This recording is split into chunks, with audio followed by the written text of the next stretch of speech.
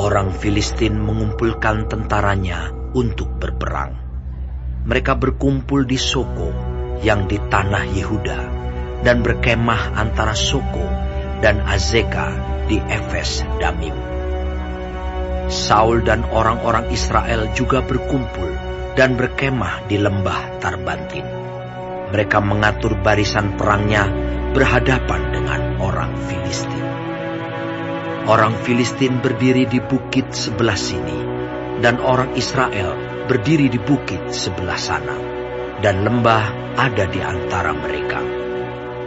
Lalu tampillah keluar seorang pendekar dari tentara orang Filistin.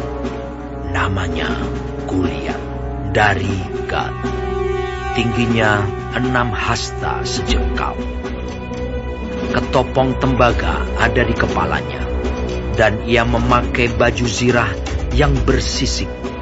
Berat baju zirah ini 5.000 shikal tembaga. Dia memakai penutup kaki dari tembaga, dan di bahunya ia memanggul lembing tembaga. Gagang tombaknya seperti pesa tukang pedung, dan mata tombaknya itu 600 shikal besi beratnya, dan seorang pembawa perisai berjalan di depannya. Ia berdiri dan berseru kepada barisan Israel. Katanya kepada mereka,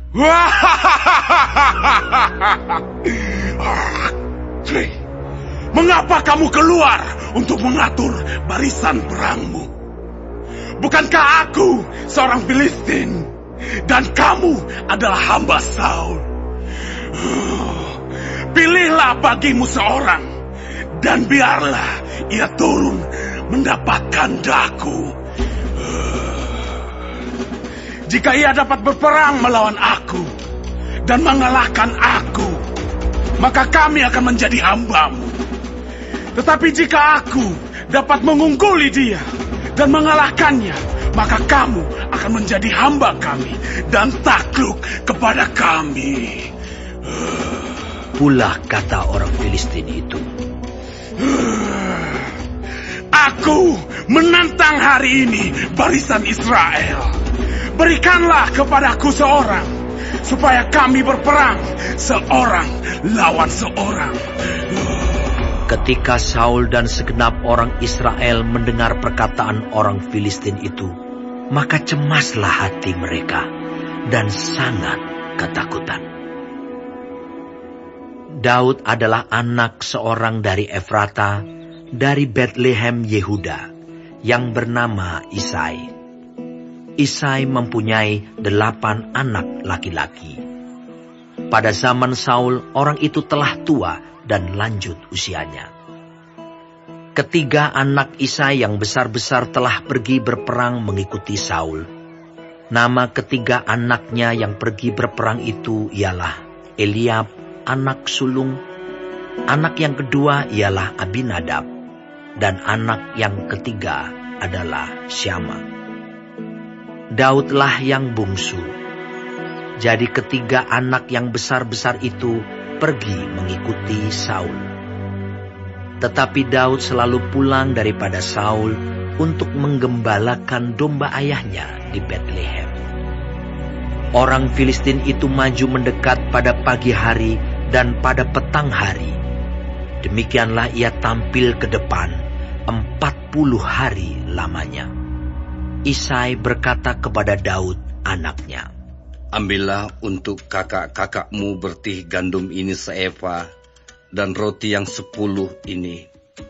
Bawalah cepat-cepat ke perkemahan kepada kakak-kakakmu. Dan baiklah, sampaikan keju yang 10 ini kepada kepala pasukan 1000. Tengoklah apakah kakak-kakakmu selamat, dan bawalah pulang suatu tanda dari mereka." Saul dan mereka itu dan semua orang Israel ada di lembah Tarbantin, tengah berperang melawan orang Filistin. Lalu Daud bangun pagi-pagi, ditinggalkannyalah kambing dombanya pada seorang penjaga, lalu mengangkat muatan dan pergi, seperti yang diperintahkan Isai kepadanya. Sampailah ia ke perkemahan. Ketika tentara keluar untuk mengatur barisannya dan mengangkat sorak perang, orang Israel dan orang Filistin itu mengatur barisannya. Barisan berhadapan dengan barisan. Lalu Daud menurunkan barang-barangnya dan meninggalkannya di tangan penjaga barang-barang tentara. Berlari-larilah Daud ke tempat barisan. Sesampai di sana, bertanyalah ia kepada kakak-kakaknya, apakah mereka selamat. Sedang ia berbicara dengan mereka, tampillah maju pendekar itu. Namanya Goliat, orang Filistin dari Gat, dari barisan orang Filistin. Ia mengucapkan kata-kata yang tadi juga, dan Daud mendengarnya. Ketika semua orang Israel melihat orang itu, larilah mereka daripadanya dengan sangat ketakutan. Berkatalah orang-orang Israel itu, "Sudahkah kamu lihat orang yang maju itu? Sesungguhnya ia maju untuk mencemoohkan orang Israel. Orang yang mengalahkan dia akan dianugerahi raja kekayaan yang besar. Raja akan memberikan anaknya yang perempuan kepadanya, dan kaum keluarganya akan dibebaskannya dari pajak di Israel." Lalu berkatalah Daud kepada orang-orang yang berdiri di dekatnya, "Apakah yang akan dilakukan kepada orang yang mengalahkan orang Filistin itu dan yang menghindarkan cemooh dari Israel? Siapakah orang Filistin yang tak bersunat ini, sampai ia berani mencemoohkan barisan daripada Allah yang hidup?" Rakyat itu pun menjawabnya dengan perkataan tadi, "Begitulah akan dilakukan kepada orang yang mengalahkan dia." Ketika Eliab, kakaknya yang tertua, mendengar perkataan Daud kepada orang-orang itu, bangkitlah amarah Eliab kepada Daud sambil berkata, "Mengapa engkau datang? Dan pada siapakah kau tinggalkan kambing domba yang 2-3 ekor itu di padang gurun? Aku kenal sifat pemberanimu dan kejahatan hatimu. Engkau datang kemari dengan maksud melihat pertempuran." Tetapi jawab Daud, "Apa yang telah kuperbuat? Hanya bertanya saja." Lalu berpalinglah ia daripadanya kepada orang lain dan menanyakan yang sama. Dan rakyat memberi jawab kepadanya seperti tadi. Terdengarlah kepada orang perkataan yang diucapkan oleh Daud. Lalu diberitahukanlah kepada Saul, dan Saul menyuruh memanggil dia. Berkatalah Daud kepada Saul, "Janganlah seseorang menjadi tawar hati karena dia. Hambamu ini akan pergi melawan orang Filistin itu." Tetapi Saul berkata kepada Daud, Tidak mungkin engkau dapat menghadapi orang Filistin itu untuk melawan dia, sebab engkau masih muda, sedang dia sejak dari masa mudanya telah menjadi prajurit. Tetapi Daud berkata kepada Saul, "Hambamu ini biasa menggembalakan kambing domba ayahnya. Apabila datang singa atau beruang yang menerkam seekor domba dari kawanannya, maka aku mengejarnya, menghajarnya, dan melepaskan domba itu dari mulutnya. Kemudian, apabila ia berdiri menyerang aku, maka aku menangkap janggutnya, lalu menghajarnya dan membunuhnya. Baik singa maupun beruang telah dihajar oleh hambamu ini, dan orang Filistin yang tidak bersunat itu, ia akan sama seperti salah satu daripada binatang itu, karena ia telah mencemooh barisan daripada Allah yang hidup." Pula kata Daud, "Tuhan yang telah melepaskan aku dari cakar singa dan dari cakar beruang, Dia juga akan melepaskan aku dari tangan orang Filistin itu." Kata Saul kepada Daud, Pergilah, Tuhan menyertai engkau. Lalu Saul mengenakan baju perangnya kepada Daud. Ditaruhnya ketopong tembaga di kepalanya, dan dikenakannya baju zirah kepadanya. Lalu Daud mengikatkan pedangnya di luar baju perangnya. Kemudian ia berikhtiar berjalan, sebab belum pernah dicobanya.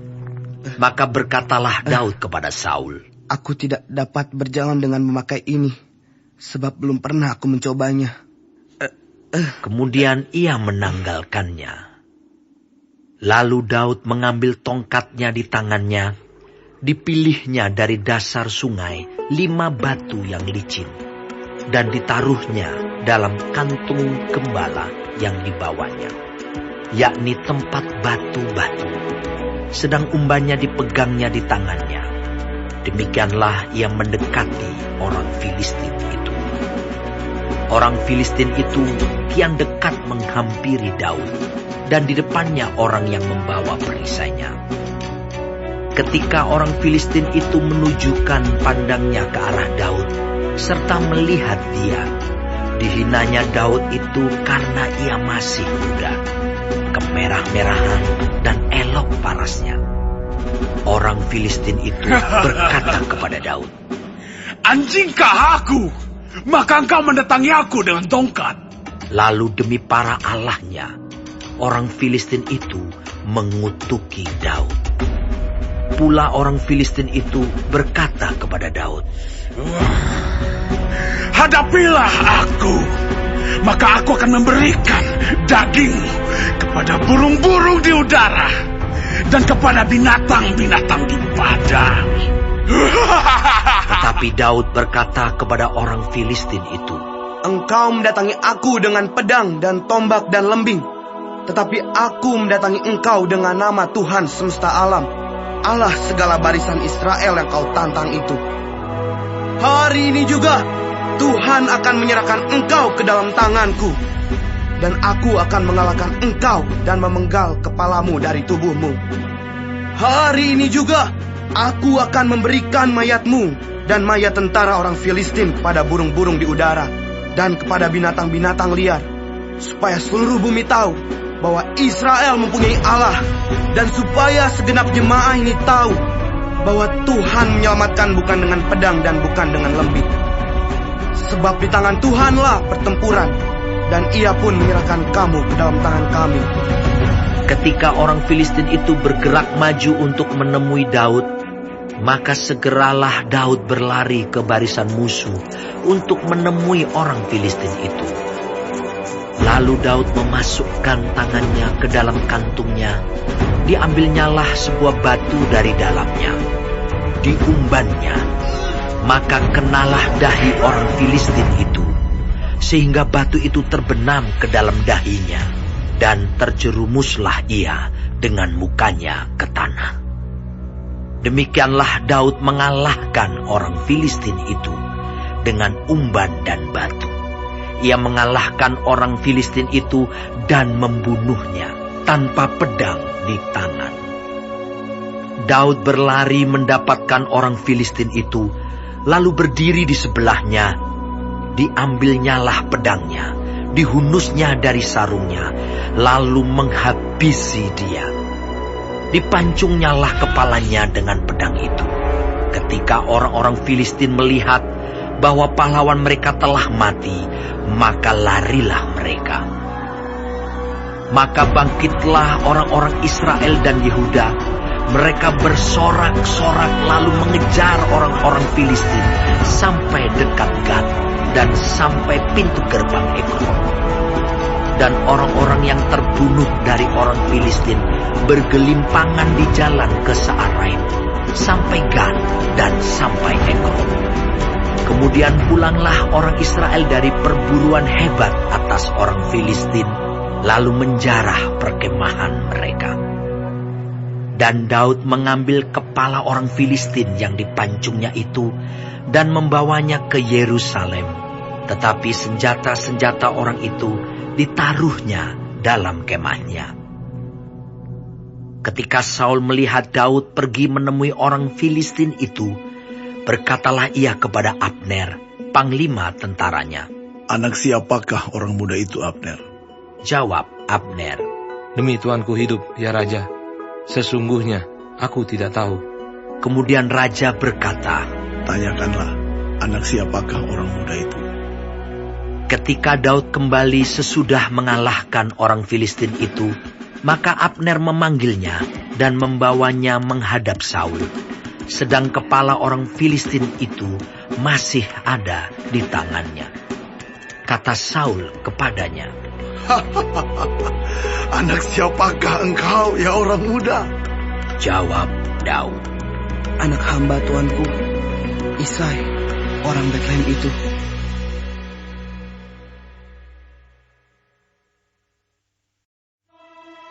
Ketika Daud habis berbicara dengan Saul, berpadulah jiwa Yonatan dengan jiwa Daud. Dan Yonatan mengasihi dia seperti jiwanya sendiri. Pada hari itu, Saul membawa dia dan tidak membiarkannya pulang ke rumah ayahnya. Yonatan mengikat perjanjian dengan Daud karena ia mengasihi dia seperti dirinya sendiri. Yonatan menanggalkan jubah yang dipakainya dan memberikannya kepada Daud, juga baju perangnya, sampai pedangnya, panahnya, dan ikat pinggangnya. Daud maju berperang dan selalu berhasil kemana juga Saul menyuruhnya, sehingga Saul mengangkat dia mengepalai para prajurit. Hal ini dipandang baik oleh seluruh rakyat dan juga oleh pegawai-pegawai Saul. Tetapi pada waktu mereka pulang, ketika Daud kembali sesudah mengalahkan orang Filistin itu, keluarlah orang-orang perempuan dari segala kota Israel menyongsong Raja Saul sambil menyanyi dan menari-nari dengan memukul rebana, dengan bersukaria dan dengan membunyikan gerincing. Dan perempuan yang menari-nari itu menyanyi berbalas-balasan, katanya, mengalahkan beribu-ribu musuh, tetapi Daud berlaksa-laksa.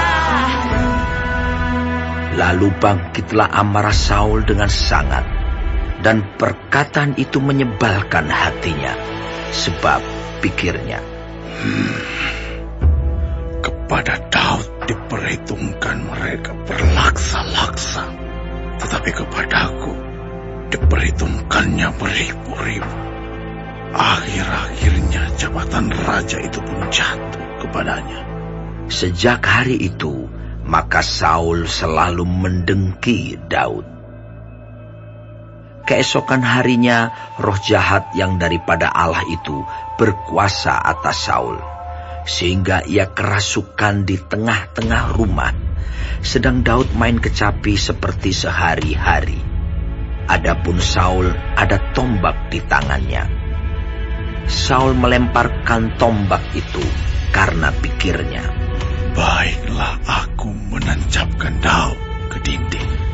Tetapi Daud mengelakkannya sampai 2 kali.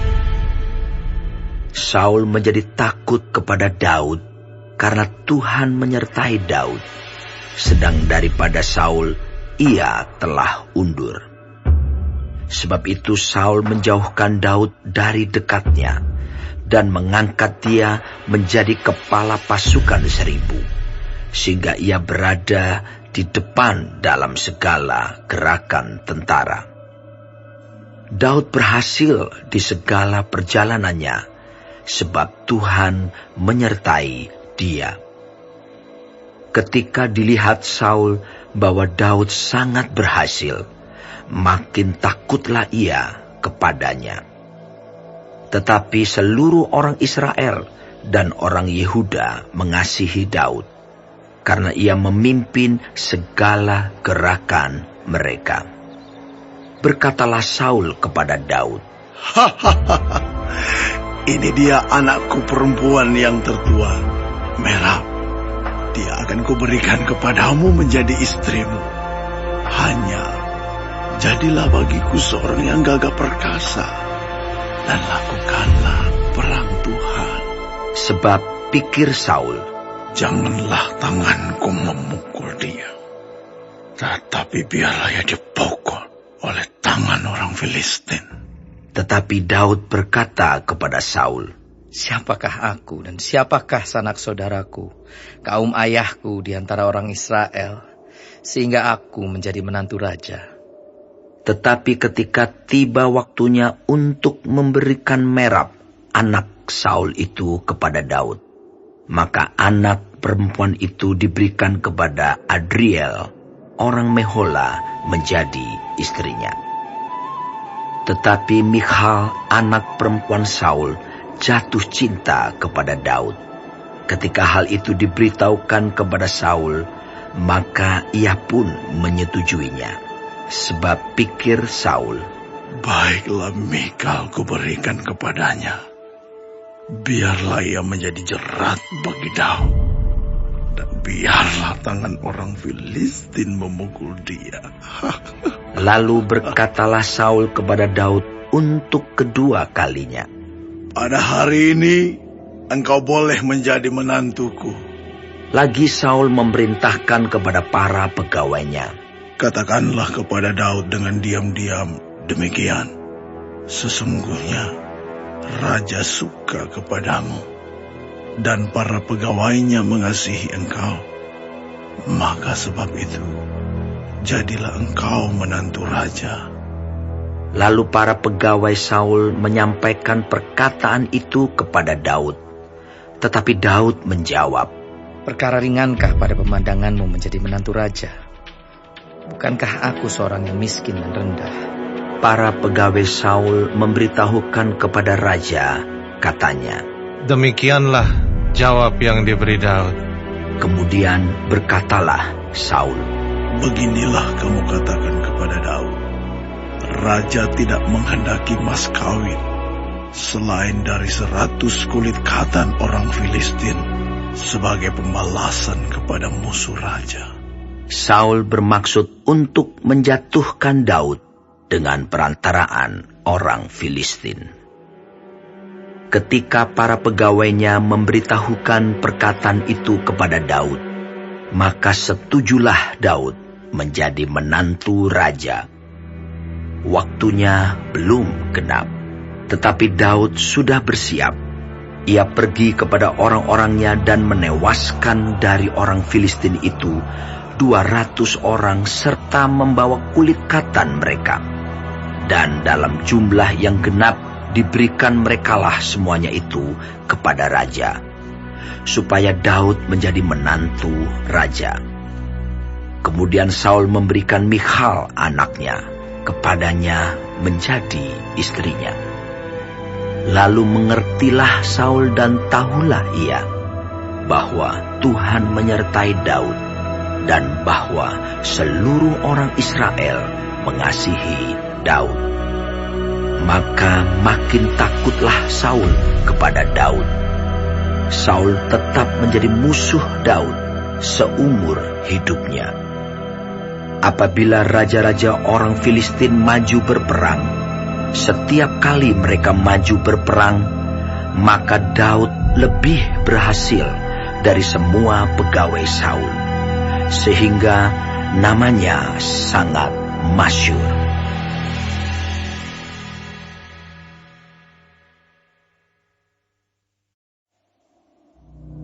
Saul mengatakan kepada Yonatan, anaknya, dan kepada semua pegawainya bahwa Daud harus dibunuh. Tetapi Yonatan, anak Saul, sangat suka kepada Daud, sehingga Yonatan memberitahukan kepada Daud, Ayahku Saul berikhtiar untuk membunuh engkau. Oleh sebab itu, hati-hatilah besok pagi. Duduklah di suatu tempat perlindungan dan bersembunyilah di sana. Aku akan keluar dan berdiri di sisi ayahku di padang tempatmu itu. Maka aku akan berbicara dengan ayahku perihalmu. Aku akan melihat bagaimana keadaannya, lalu memberitahukannya kepadamu. Lalu Yonatan mengatakan yang baik tentang Daud kepada Saul, ayahnya. Katanya, Janganlah raja berbuat dosa terhadap Daud, hambanya, sebab ia tidak berbuat dosa terhadapmu. Bukankah apa yang diperbuatnya sangat baik bagimu? Ia telah mempertaruhkan nyawanya dan telah mengalahkan orang Filistin itu. Dan Tuhan telah memberikan kemenangan yang besar kepada seluruh Israel. Engkau sudah melihatnya dan bersuka cita karenanya. Mengapa engkau hendak berbuat dosa terhadap darah orang yang tidak bersalah dengan membunuh Daud tanpa alasan? Saul mendengarkan perkataan Yonatan, dan Saul bersumpah, Demi Tuhan yang hidup, ia tidak akan dibunuh. Lalu Yonatan memanggil Daud, dan Yonatan memberitahukan kepadanya segala perkataan itu. Yonatan membawa Daud kepada Saul, dan ia bekerja padanya seperti dahulu. Ketika perang pecah pula, maka majulah Daud dan berperang melawan orang Filistin. Ia menimbulkan kekalahan besar di antara mereka, sehingga mereka melarikan diri dari depannya. Tetapi roh jahat yang daripada Tuhan hinggap pada Saul ketika ia duduk di rumahnya dengan tombaknya di tangannya, dan Daud sedang main kecapi. Lalu Saul berikhtiar menancapkan Daud ke dinding dengan tombaknya. Tetapi Daud mengelakkan tikaman Saul, sehingga Saul mengenai dinding dengan tombak itu. Sesudah itu Daud melarikan diri, dan luputlah ia pada malam itu. Kemudian Saul mengirim orang-orang suruhan ke rumah Daud untuk mengamat-amatinya dan untuk membunuh dia pada waktu pagi. Tetapi Michal, istri Daud, memberitahukan kepadanya demikian. Jika engkau tidak dapat meluputkan dirimu malam ini, maka besok engkau akan dibunuh. Lalu Michal menurunkan Daud dari jendela. Ia pergi melarikan diri, dan luputlah ia. Sesudah itu Michal mengambil terafim dan menaruhnya di tempat tidur. Ditaruhnya sehelai tenunan bulu kambing di bagian kepala, dan ditutupinya dengan selimut. Lalu Saul mengirim orang-orang suruhan untuk mengambil Daud, tetapi perempuan itu berkata, "Ia sakit." Sesudah itu Saul mengirim orang-orang suruhan itu untuk melihat Daud, katanya, "Bawalah dia di atas tempat tidur itu kemari, supaya ia dibunuh."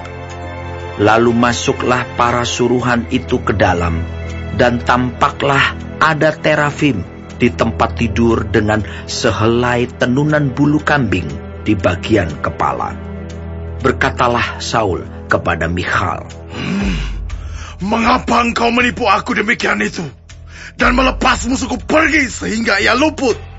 Tetapi jawab Michal kepada Saul, "Ia berkata kepadaku, biarkanlah aku pergi. Apa perlunya aku membunuh engkau?" Setelah Daud melarikan diri dan luput, sampailah ia kepada Samuel di Rama, dan memberitahukan kepadanya segala yang dilakukan Saul kepadanya. Kemudian pergilah ia bersama-sama dengan Samuel, dan tinggallah mereka di Nayot. Ketika diberitahukan kepada Saul demikian, "Ketahuilah, Daud ada di Nayot dekat Rama." Maka Saul mengirim orang-orang suruhan untuk mengambil Daud. Tetapi orang-orang ini melihat sekumpulan nabi kepenuhan dengan dikepalai oleh Samuel. Dan roh Allah hinggap pada orang-orang suruhan Saul, sehingga mereka pun kepenuhan seperti nabi. Lalu hal itu diberitahukan kepada Saul. Ia mengirim orang-orang suruhan yang lain, tetapi orang-orang itu pun juga kepenuhan seperti nabi. Saul mengirim sekali lagi orang-orang suruhan, rombongan yang ketiga, dan orang-orang ini pun juga kepenuhan. Lalu ia sendiri pergi ke Rama. Sesampainya ke dekat perigi besar yang di Sekhu, bertanyalah ia, katanya, "Di mana Samuel dan Daud?" Jawab orang, "Ada di Nayot, dekat Rama." Lalu pergilah ia ke sana, ke Nayot, dekat Rama. Dan pada dia pun hinggaplah roh Allah. Dan selama ia melanjutkan perjalanannya, ia kepenuhan seperti nabi, hingga ia sampai ke Nayot, dekat Rama. Ia pun menanggalkan pakaiannya dan ia pun juga kepenuhan di depan Samuel. Ia rebah terhantar dengan telanjang sehari-harian dan semalam-malaman itu. Itulah sebabnya orang berkata, apakah juga Saul termasuk golongan nabi?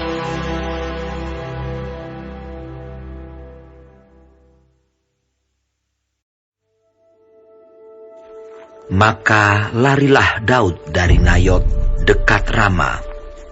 Sampailah ia kepada Yonatan lalu berkata, apakah yang telah kuperbuat?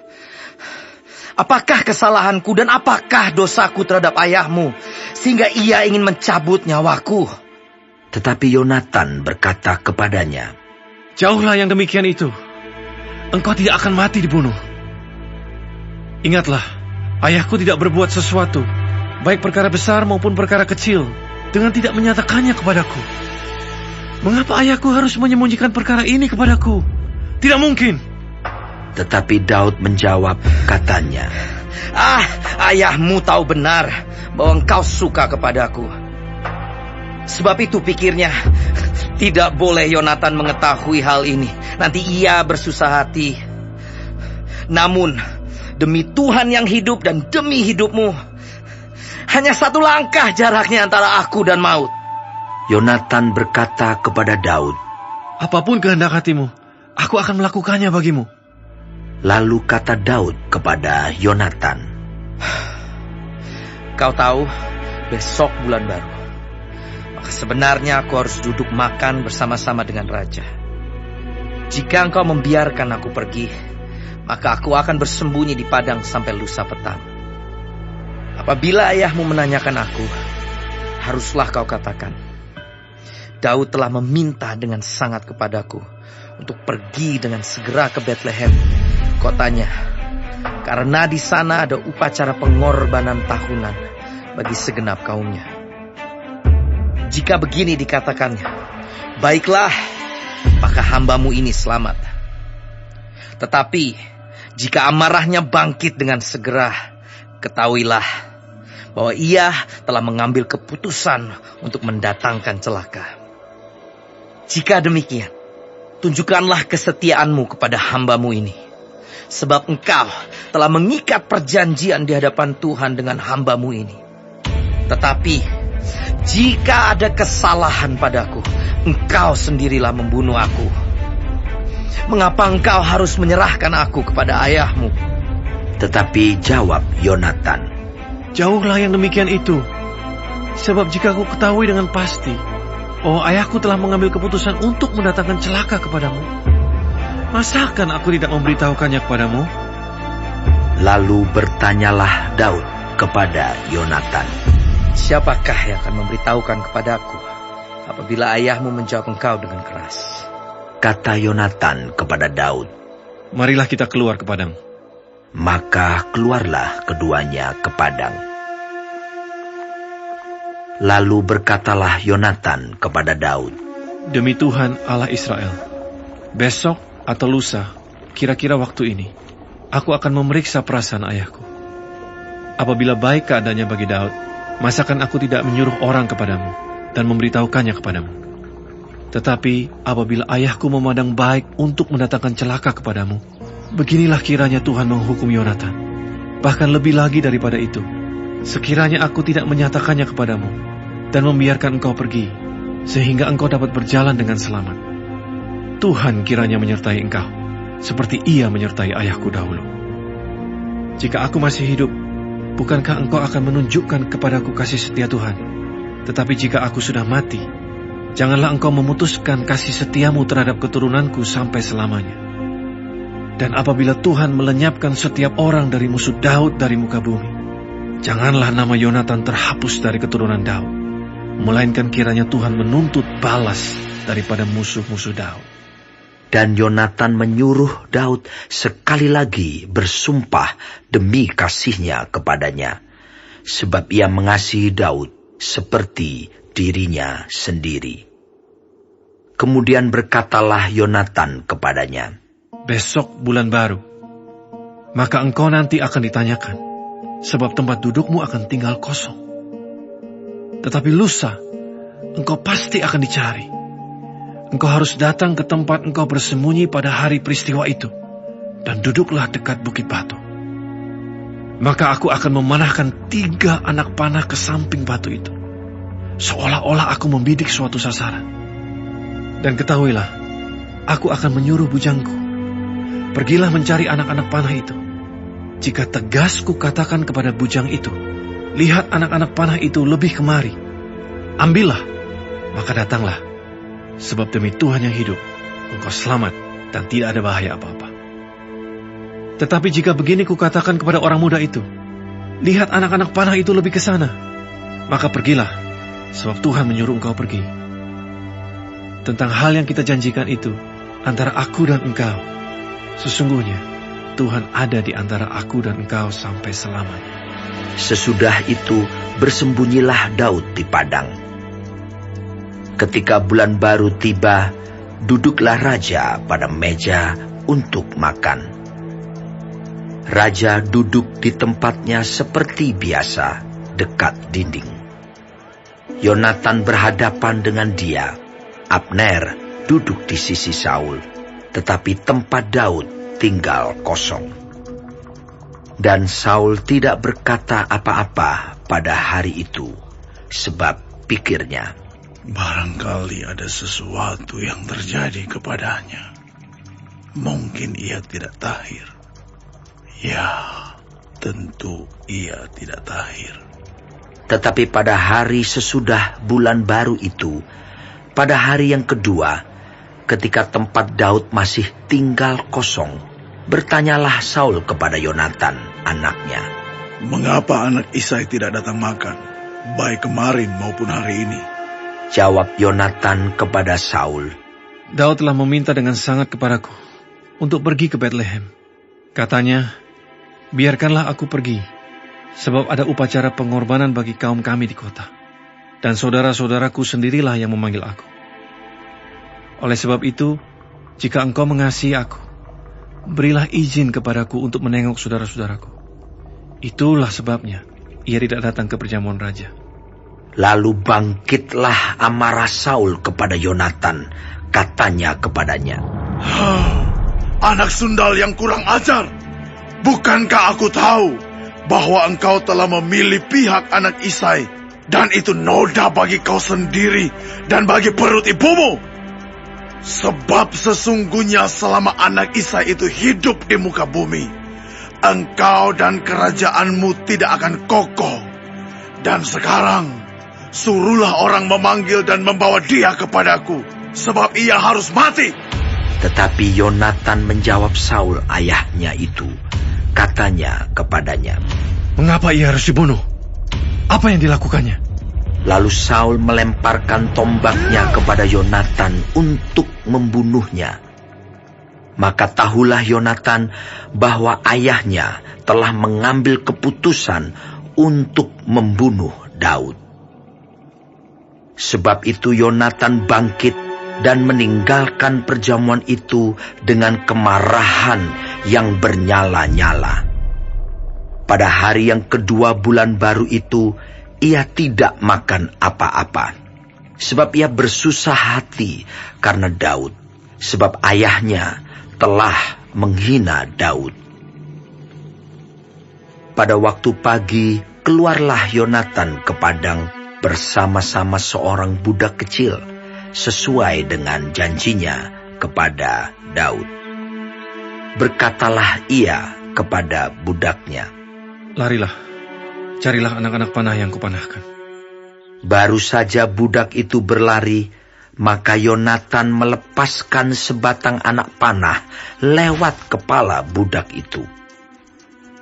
Ketika budak itu sampai ke tempat letaknya anak panah yang dilepaskan Yonatan itu, maka berserulah Yonatan dari belakang budak itu, katanya, bukankah anak panah itu lebih ke sana?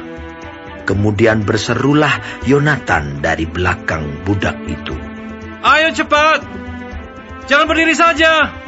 Lalu budak Yonatan memungut anak panah itu dan kembali kepada tuannya. Tetapi budak itu tidak tahu apa-apa. Hanya Yonatan dan Daudlah yang mengetahui hal itu. Sesudah itu Yonatan memberikan senjatanya kepada budak yang menyertai dia dan berkata kepadanya, Pergilah, bawalah ke kota. Maka pulanglah budak itu, lalu tampillah Daud dari sebelah bukit batu. Ia sujud dengan mukanya ke tanah dan menyembah 3 kali. Mereka bercium-ciuman dan bertangis-tangisan. Akhirnya Daud dapat menahan diri. Kemudian berkatalah Yonatan kepada Daud, Pergilah dengan selamat. Bukankah kita berdua telah bersumpah demi nama Tuhan? Demikian, Tuhan akan ada di antara aku dan engkau serta di antara keturunanku dan keturunanmu sampai selamanya. Setelah itu bangunlah Daud dan pergi, dan Yonatan pun pulang ke kota. Bagi warga sorga yang mau dapat pemberitahuan video terbaru, silahkan klik subscribe dan paling penting jangan lupa untuk klik aktifkan loncengnya ya. Warga sorga terkasih, tolong bantu beri saya semangat upload video baru dengan kasih like ya. Ayo warga sorga menjadi berkat bagi orang lain dengan membagikan video ini ya. Tuhan Yesus Kristus memberkati kita warga sorga. Amin.